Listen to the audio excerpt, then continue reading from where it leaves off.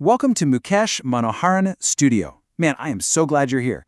Before we jump in, make sure to hit that subscribe button, click the bell icon, and select all notifications so you get instant updates on all our new explainers.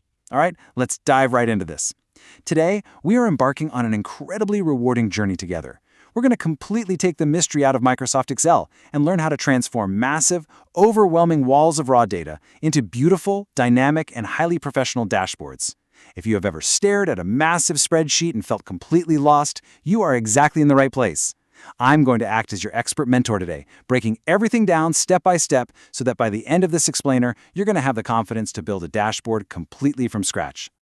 So, here's our flight path for today's explainer.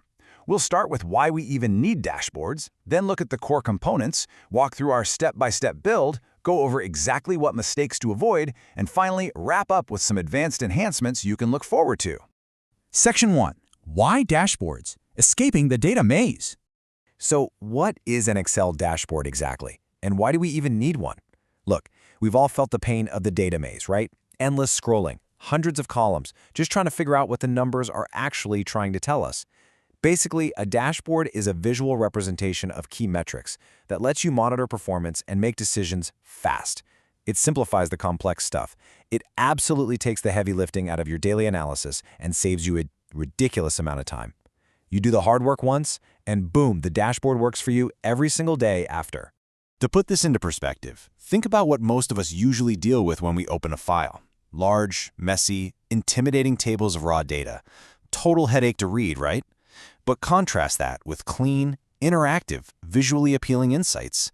Moving from raw data to a clean visual isn't just about making things look pretty. It's about communicating effectively.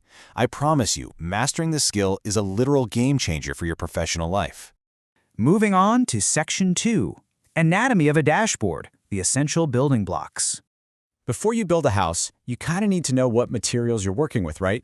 The exact same thing goes for Excel. If you jump in without knowing the parts, you're going to get stuck. So what are your core components? Well, first is your data source, which is just the raw data stored in your tables. Second, your KPIs, or key performance indicators. These are your most vital metrics, like total revenue. Third, your charts and visuals, to turn those numbers into pictures. Fourth is interactivity, mainly using these cool tools called slicers, which we'll talk about in a minute. And finally, a clean layout and design. All of these elements have to work together in harmony. Let's hit Section 3, the step-by-step build, constructing your very first sales dashboard. Time to roll up our sleeves. As your mentor here, I am going to guide you through this step by step. Don't stress about memorizing everything right now. Just focus on the logic and the flow. Here is our exact 6-step blueprint. We prepare the data, we clean it, we summarize it with pivot tables, visualize it with charts, make it interactive with slicers, and finally pull it all together with design and KPIs to ensure a polished finish. Let's break these down. Steps 1 and 2 are absolutely crucial. It's your foundation. First, prepare your data. You need structured columns, things like date, region, salesperson, and sales amount. Now, here is a massive pro tip for you. Press Ctrl+T on your keyboard to turn your raw data into an official Excel table. This makes everything dynamic. Then, step 2, clean it up. Get rid of blank rows, fix any weird formatting, and make sure your numbers are actually formatted as numbers. If your foundation is wobbly, the whole dashboard breaks. Next up, step 3, create pivot tables. Think of pivot tables as the structural framing of your dashboard. They do all the heavy lifting to summarize that raw data. You'll want to insert separate pivot tables for different views. For example, make one to summarize total sales by region, another for product sales, and maybe a third for your monthly sales trend. Once those pivot tables are built, step 4 is creating charts based on them to bring the numbers to life visually. For your sales by region, a straightforward bar chart is honestly perfect. It lets the user instantly compare performance across the North, South, and East regions without forcing them to read a single specific number. It's just instantly clear. Still on step 4, let's visualize product distribution. A clean pie or donut chart works wonderfully here. Notice how incredibly sharp and professional a simple layout is. We are adhering strictly to professional design principles. So please, no chaotic 3D effects, no messy labels, just simple, elegant visuals that tell the story right away. Okay, step 5, add slicers. This right here is where the absolute magic of interactivity happens. A slicer is basically just a visual filter. You insert them for your region, product, and salesperson. Then, And here is the real secret sauce. You right-click the slicer, hit Report Connections, and link it to all your pivot tables. Literally, with a single click, whoever is using this can filter the entire dashboard. Finally, step 6, design and KPIs. Put on your interior designer hat. Create a brand new blank worksheet and name it Dashboard. Move all those charts and slicers onto this clean slate. Align them nicely using Excel's grid lines. Keep your colors professional and consistent. And for your KPIs, like total sales or average order value, display them right at the top in big, bold fonts. Give them the spotlight they deserve. Section 4. Avoiding common dashboard mistakes. What not to do. All right, let's slow things down a second. As your mentor, I've got to give you some tough love and warn you about the traps that catch almost every beginner. Avoiding these is absolutely crucial. First, overloading with visuals.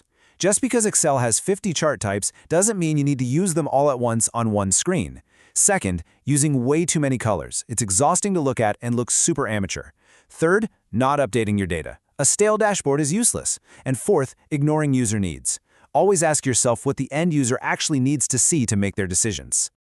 Let's think about this comparison to really drive it home. One approach is just bad formatting. Cluttered layouts, a rainbow of colors everywhere, unnecessary 3D cards. It just stresses you out looking at it, right? The other approach uses best practices, simple design, meaningful labels, consistent fonts, and a limited color palette. Remember this golden rule. Simple, highly accurate data will always win over flashy, confusing junk.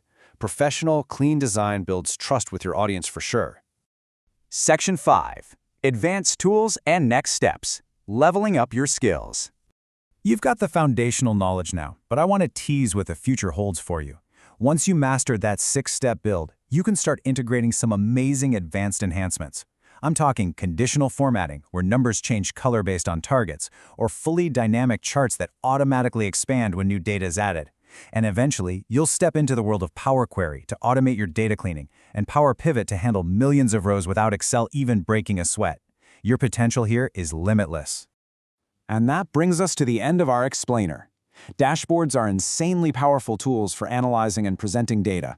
And by following the structured approach we just went through, you can absolutely build a professional one starting today, even if you are a total beginner.